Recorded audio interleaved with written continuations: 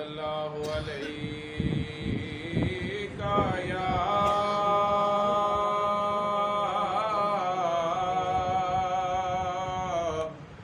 رسول اللہ وسلم علیک یا حبیب اللہ غریباں دا یتیماں دا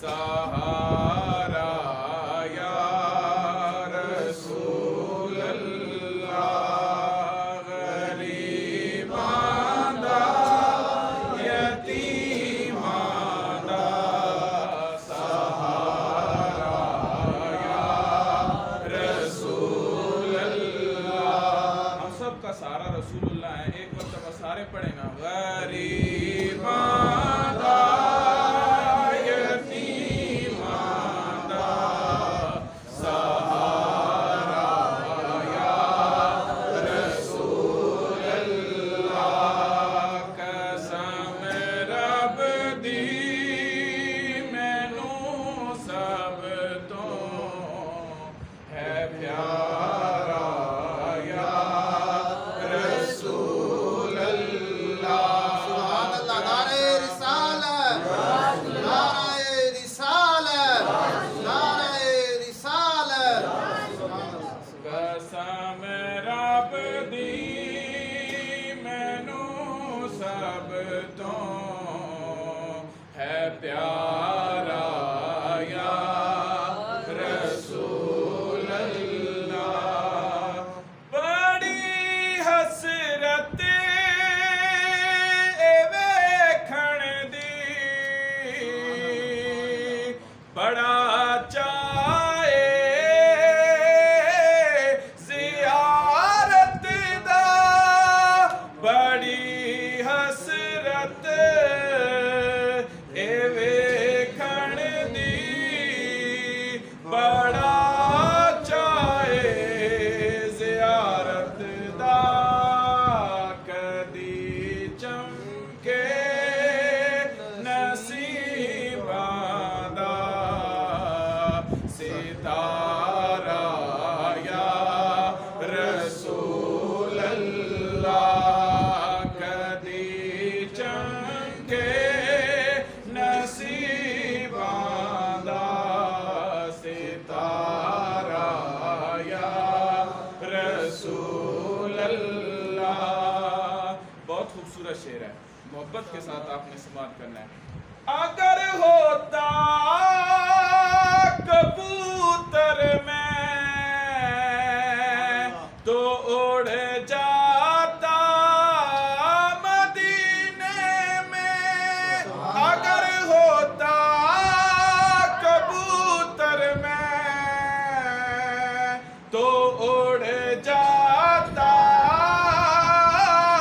مدینے میں اگر ہوتا کبوتر میں تو اڑ جاتا مدینے میں کبھی واپس نہ آتا میں دوبارہ یا رسول اللہ کبھی واپس نہ آتا میں دوبارہ یا رسول اللہ آخری شعر جو ہے یہ شاعر نے دعائیہ لکھا ہے اور بڑا خوبصورت لکھا ہے کہ تڑپ دینے جو ویکھن لئی انہاں تے بھی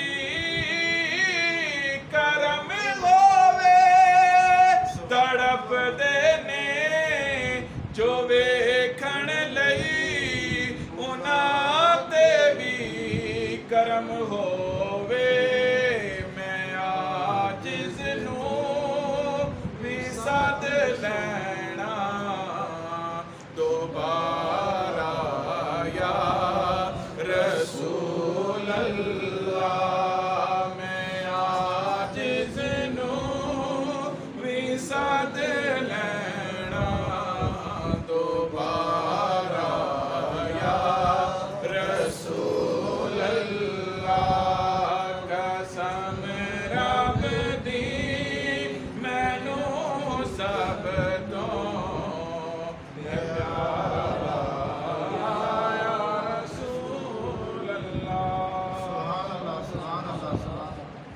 اللہ تبارک و تعالی جل جلالہ وعم نوالہ وعتم برہانہ وعالم شانہ، اور اپنے پیارے لجپال میٹھے مکی مدنی آقا نامدار مدنی روز شمار احمد مجتبیٰ جناب محمد مصطفیٰ صلی اللہ علیہ وآلہ وسلم کی پیاری اور مقدس بارگاہ کے اندر ہدیہ درود و سلام نذرانہ عقیدت پیش کرنے کے بعد عالی مرتبہ سامعین کرام، بزرگوں، دوستوں اور اسٹیج پہ موجود علماء کرام، اللہ تبارک و تعالیٰ نے ہمارے اوپر یہ خاص کرم فرمایا ہے کہ آج کے اس پرفتن دور میں ہمیں یہ قیمتی گھڑیاں اور قیمتی لمحات عطا فرمائے کہ ہم اس کے پیارے گھر میں بیٹھ کے اس کا اور اس کے پیارے حبیب کا اور اس کے برگزیدہ بندوں کا ذکر خیر کر سکیں، سن سکیں اور پھر اس پہ عمل کر سکیں۔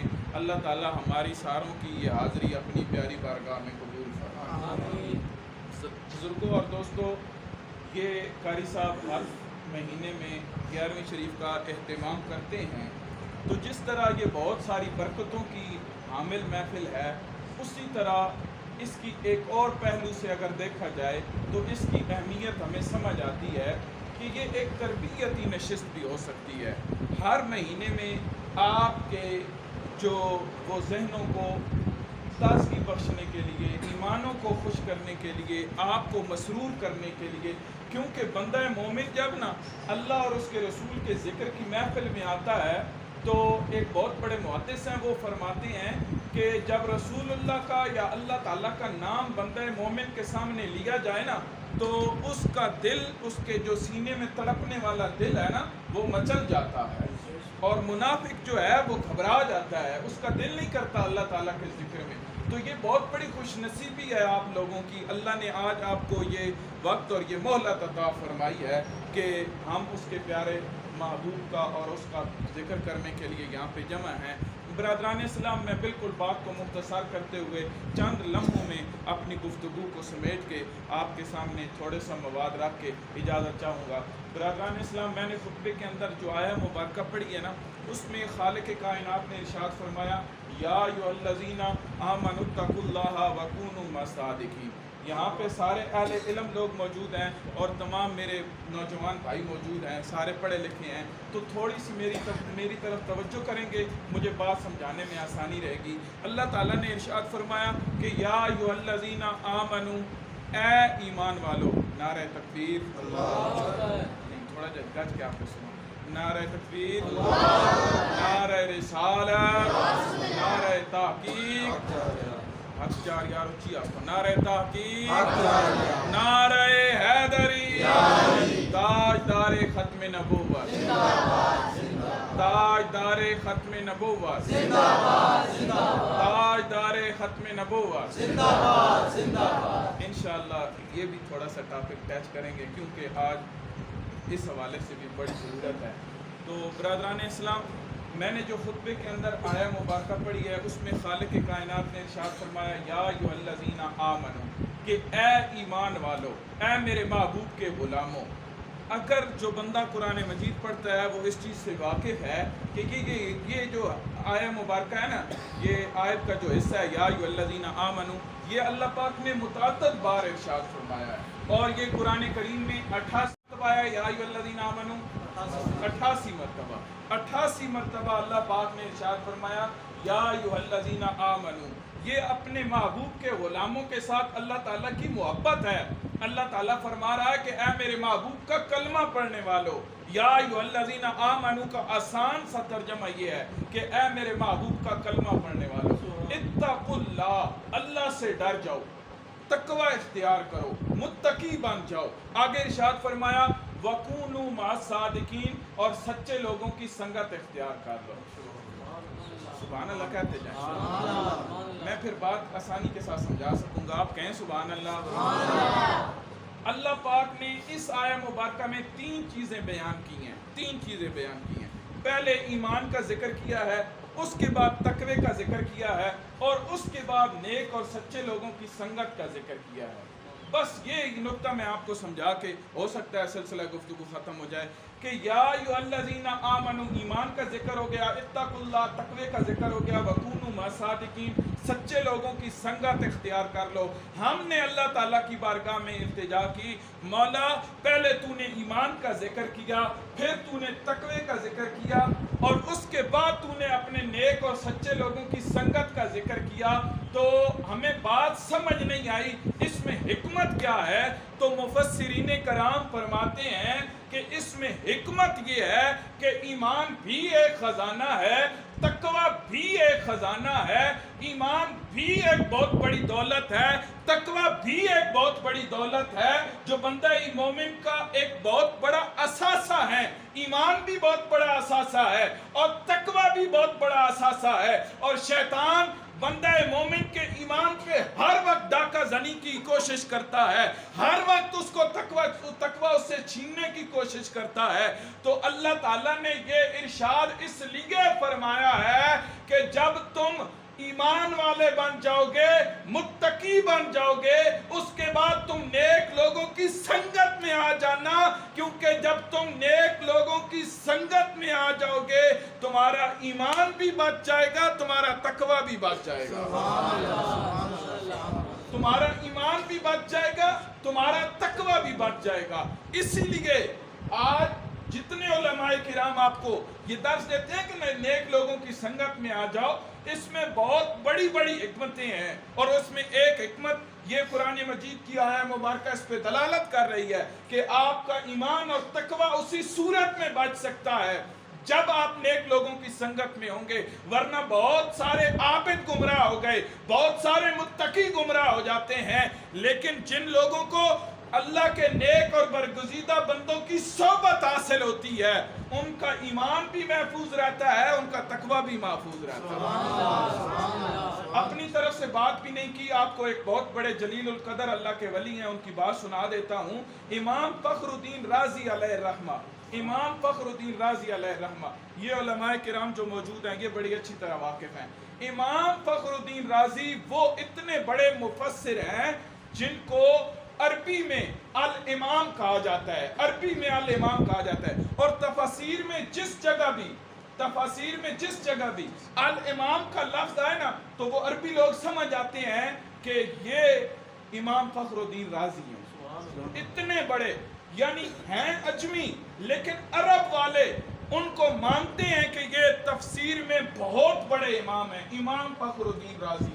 उनका एक इल्मी मर्तबा मैं आपको बता के आगे सिलसिला गुफ्तगू चलाता हूँ। इमाम फखरुद्दीन राजी इतने बड़े जलील उल कदर वली भी हैं और आलिम भी हैं। इमाम फखरुद्दीन राजी जब वक्त विसाल करीब आया ना, वक्त अजल करीब आया, तो शैतान आ गया।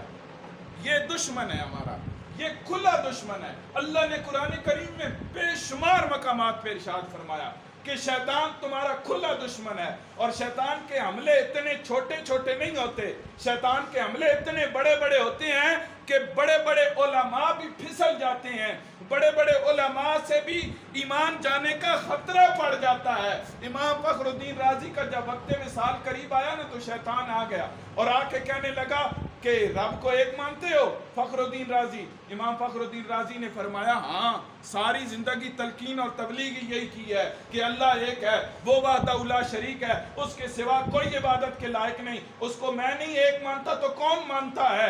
शैतान ने कहा इस पे दलील दो। ऐसे मैं नहीं मानूंगा, एक दावा होता है, दावे की दलील होती है, दलील दो। इमाम फखरुद्दीन राजी अलैहि रहमान ने पहली दलील पेश की। शैतान भी फिर बहुत बड़ा आलिम है, आपको पता होना चाहिए, फरिश्तों का उस्ताद रहा है। शैतान ने पहली दलील का रद्द कर दिया, इमाम फखरुद्दीन राजी ने दूसरी दलील दी, दूसरी का भी उसने रद्द किया। हज़रात गिरामी कद्र वो इमाम फखरुद्दीन राजी थे जिन्होंने दलीलें दे ली, ہم جیسا کوئی ہوتا تو پہلی دلیل پہ ہی چھٹی کر جاتا.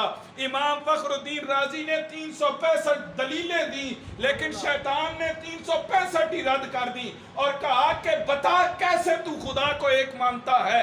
امام فخر الدین رازی علیہ الرحمہ کے اس وقت مرشد خیال میں آئے, وہ جو اللہ کے ولی کے ہاتھ میں انہوں نے ہاتھ جو دیا تھا, نعرہ تکبیر, نعرہ رسالت, نعرہ تحقیق, نعرہ حیدری. ہماری محفل کو بہت سارے چاند لگ چکے ہیں اور ایک گلدستہ اب مکمل ہو چکا ہے. برادران اسلام, امام فخر الدین رازی نے 365 دلیلیں دی اور شیطان نے 365 کا ہی رد کر دیا اور کہا کہ مجھے دلیل چاہیے, خدا ایک ہے. امام فخر الدین رازی اس وقت گھبرائے کہ اب کیا کیا جائے, لیکن خیال میں مرشد کامل تھا, پیر کامل ہونا چاہیے, اللہ کا ولی اس کے ہاتھ میں مضبوطی کے ساتھ اس کا ہاتھ تھاما ہوا ہونا چاہیے. امام فخر الدین رازی کے خیال میں اس وقت مرشد آئے اور فرمایا کہ اس لعین, اس وقت آپ کے جو مرشد تھے نا ان کا نام تھا نجم الدین کبرا, وہ دور کسی علاقے میں وضو فرما رہے تھے اور وضو کرتے کرتے جب دیکھا کہ مرید اب پھنس گیا ہے, مرید کے پاس اب کوئی چارہ نہیں, تو اسی وقت وضو کا پانی اچھال کے نا امام فخر الدین رازی کو فرمایا کہ رازی اس شیطان لعین کو کیوں نہیں کہتا کہ میں خدا کو ایک مانتا ہوں اور بغیر دلیل کے مانتا ہوں. رد کے کہیں سبحان اللہ. میں خدا کو ایک مانتا ہوں اور بغیر دلیل کے مانتا ہوں. امام فخر الدین رازی علیہ الرحمہ فرماتے تھے کہ میرا اس وقت جو تھا ایمان خطرے میں پڑ گیا تھا. اگر میرے مرشد میری اس وقت دستگیری نہ کرتے, قریب تھا کہ شیطان میرا ایمان ختم کر دیتا, میرا ایمان ضائع کر دیتا. تو یہاں پہ ہمیں سمجھ یہ آتی ہے کہ جب بندہ نیک لوگوں کی صحبت میں آ جاتا ہے اس کا ایمان بھی بچ جاتا ہے, اس کا تقوی بھی بچ جاتا ہے, اس کا ایمان بھی بچ جاتا ہے اور اس کا تقوی بھی بچ جاتا ہے. یہ حضور ضیاء الامت پیر محمد کرم شاہ الازہری رحمۃ اللہ تعالی علیہ نا تفسیر ضیاء الامت میں ایک واقعہ نقل فرماتے ہیں. وہ کہتے ہیں کہ وہ فرماتے ہیں کہ ایک بندہ آیا اور اس نے آ کے کہا کہ حضرت جی, پہلے جب مسلمان تھا تو بڑے وسوسے آتے تھے, بڑے طرح طرح کے برے برے خیالات آتے تھے, تو لیکن جب سے یہ وہ قادیانی تھا, مرزائی ہوا ہوں, قادیانی ہوا ہوں, اس کو نبی مانا ہے کانے کو, تو اس وقت سے اب کوئی خیال نہیں آتا, اب کوئی وسوسہ نہیں آتا, اب بڑے اطمینان کے ساتھ نماز پڑھتا ہوں, اب بڑے خشوع و خضوع کے ساتھ نماز پڑھتا ہوں. تو جو حضور ضیاء الامت تھے وہ بھی پھر صاحب بصیرت تھے نا, انہوں نے اتنی خوبصورت جواب ارشاد فرمایا نا کہ اس کے پاس کوئی بات نہ بن پڑی. آپ نے فرمایا پاگل, پہلے تو ایمان والا تھا تو شیطان ڈاکہ زنی کرنے کے لیے آتا تھا. شیطان اسی گھر میں آتا ہے جہاں ایمان ہوتا ہے, کیونکہ ڈاکو اسی گھر میں آتے ہیں, چور اسی گھر میں آتے ہیں جہاں مال و دولت پڑا ہوتا ہے, اور جو گھر خالی ہو اس میں چور اور ڈاکو نہیں آتے. تو پہلے تیرے پاس ایمان تھا, شیطان حملے کرتا تھا, لیکن اب جب تو بے ایمان ہو چکا ہے, اب شیطان نے کیا لینے آنا ہے, تیرا ایمان ضائع ہو چکا ہے. تو برادران اسلام, اس لیے اللہ تعالی ہم سب کو نیک اور سچے لوگوں کی صحبت سنگت عطا فرمائے اور رہنے میں نیک اور پاک لوگوں کی صحبت میں رہنے کی توفیق عطا فرمائے. جو میرا آخری میسج ہے نا وہ بڑا ضروری ہے. آج میں یہ چاہتا ہوں, میرے یہ سارے نوجوان بھائی بیٹھے ہیں, تھوڑے سے بزرگ ہیں, 2-3-4, باقی سارے نوجوان ہیں. تو برادران اسلام, انڈیا میں ابھی حضور علیہ السلام کی شان اقدس میں گستاخی ہوئی ہے اور مسلمانوں کے دل سخت مجروح ہیں. آپ کے بھی مجروح ہوں گے نا, آپ کو پتہ ہے, جو نیٹ چلاتے ہیں وہ تو اس بات سے بخوبی واقف ہوں گے کہ مسلمانوں کے دل سخت مجروح ہیں اور مسلمان یہ چاہتے ہیں کہ گستاخ نبی کو سزا ملنی چاہیے, اور گستاخ نبی کی سزا حضور علیہ السلام خود بیان فرما گئے ہیں. 11 فیصلے حضور علیہ السلام کی زندگی کے موجود ہیں گستاخ نبی کے. تو آپ ایک مرتبہ جواب ارشاد فرمائیے نا اس نعرے کا, گستاخ نبی کی ایک صدا. ہاتھ سے رکھ لاؤ دیکھیں پتہ لگے تھوڑی چستی آوے. گستاخ نبی کی ایک صدا, گستاخ نبی کی ایک صدا, گستاخ نبی کی ایک صدا. تو برادران اسلام, جب بھی حضور علیہ السلام کی شان اقدس اور حضور علیہ السلام کے احترام, حضور علیہ السلام کی عزت و ناموس کی بات آئے تو پھر عقل کو درمیان میں نہیں لانا کہ کیسے پیار کرنا ہے کیسے نہیں کرنا. وہ بابا جی خاتم حسین رضوی صاحب فرمایا کرتے تھے کہ چونکہ چنانچہ یہ لفظ نہیں استعمال کرنے. حضور علیہ السلام کی بات جب آئے نا تو پھر حضور کے ساتھ انواع محبت کرنی ہے. پھر حضور کے ساتھ کیسی محبت کرنی ہے؟ انواع. پھر تجھے جب تک دنیا والے نہ کہیں نا کہ یہ پاگل ہو گیا ہے, اس وقت تو اپنے دعوے میں سچا ہی نہیں ہے.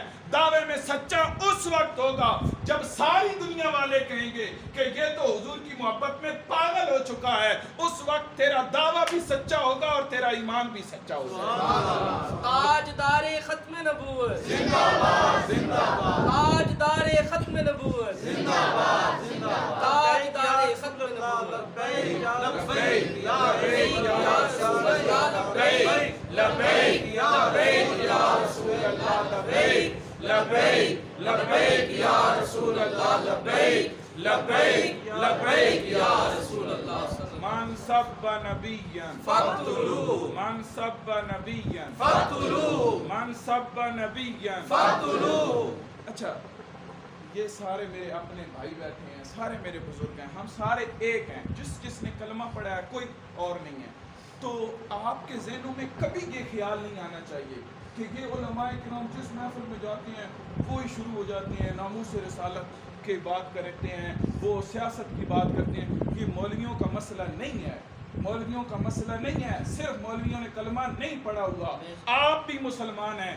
کل آپ نے بھی قبر میں جواب دینا ہے. جب قبر میں میرے حضور تشریف لائیں گے اس وقت اگر حضور نے پوچھ لیا میری عزت اور میری ناموس پہ حملہ ہوتا رہا تو نے کیا کیا, ہمارے پاس کوئی جواب بن پڑے گا؟ نہیں. ہر بندہ اپنے گریبان میں جھانکے, میں بھی جانتا ہوں آپ بھی جھانکیں کہ ہم نے کیا کیا. ہمارے پاس ایک زبان ہے یار, یہ بھی نہیں ہلا سکتے. کم از کم اگر کوئی سیاسی پارٹی والا آپ کو کہتا ہے کہ آپ غلط بات کرتے ہیں, آپ اس کو جواب تو دے سکتے ہیں نا کہ ہم حضور کے غلام ہیں اور حضور کی عزت اور ناموس پہ کبھی سوداگری نہیں کر سکتے. ہم مہنگائی کے خلاف احتجاج نہیں کرتے. مہنگائی سے مر جائیں اور کوئی تکلیف مصیبت آئے ہم نہیں احتجاج کرتے, لیکن جب حضور کی بات آئے گی تو پھر ہم احتجاج بھی کریں گے.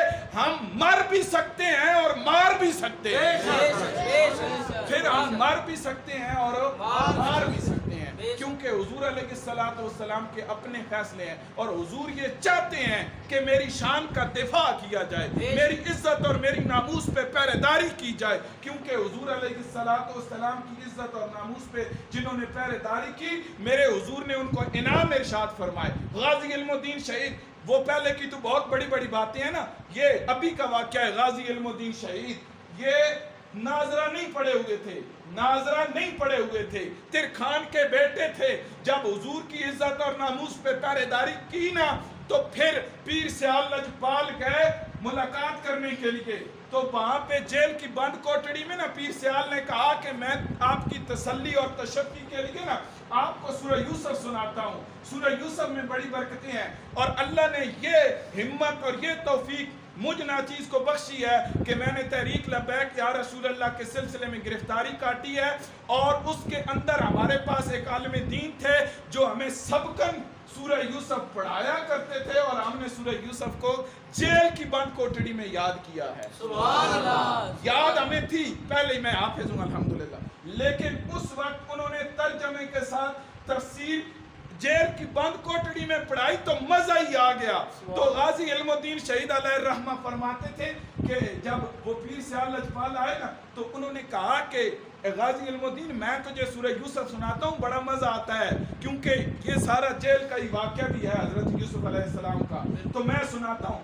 جب پیر سیال نے سنانا شروع کیا تو وہ درمیان میں بھول گئے غازی علم الدین شہید آپ کو متشابہ دینے لگے اور آپ نے فرمایا حضور میں آپ کی عظمت اور شان کا معترف ہوں، لیکن آپ سورہ یوسف نہ سنائیں بلکہ میں غازی علم الدین شہید آپ کو سورہ یوسف سناتا ہوں۔ پہلے ناظرہ بھی نہیں پڑھے ہوئے تھے اور اس وقت سورہ یوسف بھی زبانی سنا رہے ہیں۔ اللہ تعالی ہم سب کو حضور کی شانیں سننے، سمجھنے اور ماننے کی توفیق عطا فرمائے اور حضور کی عزت اور ناموس پہ پہرے داری کرنے کی توفیق عطا فرمائے۔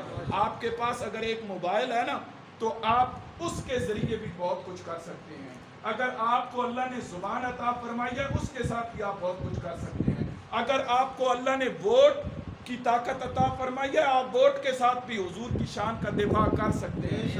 اور اگر آپ کو سپورٹ کرنی پڑے تو ان لوگوں کی کرو جو حضور علیہ السلام کی عزت و ناموس کی پہرے داری کر رہے ہیں۔ برادران اسلام وقت بہت سارا ہو چکا ہے، مجھے قاری صاحب نے ٹائم دیا تھا تو اللہ تعالی ہم سب کو عمل کی توفیق عطا فرمائے۔ باتیں بہت زیادہ ہیں، آپ سارے بہت پیارے لگتے ہیں، آپ بہت زیادہ اچھے لگتے ہیں، اس لیے یہاں پہ باتیں زیادہ کرنے کی مزہ آتا ہے اور باتیں کرنے کا دل کرتا ہے۔ اللہ تعالی ہم سب کو عمل کی توفیق عطا فرمائے۔